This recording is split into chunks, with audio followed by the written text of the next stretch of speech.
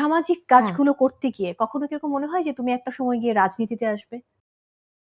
আমি এখনো রাজনীতি নিয়ে ভাবে চিন্তাই করিনি অ্যাকচুয়ালি। যে প্ল্যাটফর্ম থেকে আমি বললাম না, আমার সোশ্যাল অ্যাক্টিভিস্ট পরিচয়টা আমি চাই, যে আমি মানুষের জন্য, সোসাইটির জন্য কাজ পরিচয়টা কি করছি। অভিনয় শিল্পী পরিচয়কেও ছাপিয়ে যাবে এমন কিছু? এটা হতে পারে, হ্যাঁ, এটা হতে পারে। অ্যাজ এ হিউম্যান বিং আমার প্রথম পরিচয়টা হতে পারে যে আমার সোশ্যাল অ্যাক্টিভিস্ট।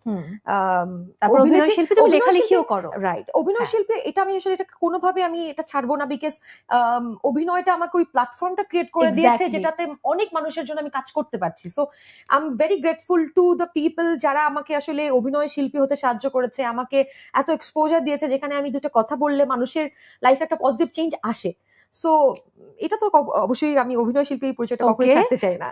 অনেকেই বলে আলোচনায় আসতে কন্ট্রোভার্সি তৈরি করেন আপনি, আসলে কি এটা টিমের করা কোশ্চেন? না না না, একদমই না, একদমই না, একদমই না। বরঞ্চ আমার মনে হয় আমি ওই যে কিছু মানুষ আমাকে বলে তুমি সবকিছু নিয়ে কথা কেন বলো, আমি তখন বলি এত কথা কেন বলো? কথা বলতে হবে। সবাই যদি চুপ করে থাকে তাহলে আসলে মানে চেঞ্জটা কিভাবে হবে? মানে এভাবেই তো চলতে থাকবে সবকিছু, কাউকে না কাউকে তো কথা বলতেই হবে। So I am taking the responsibility of it. Okay, পরের প্রশ্নতে যাব।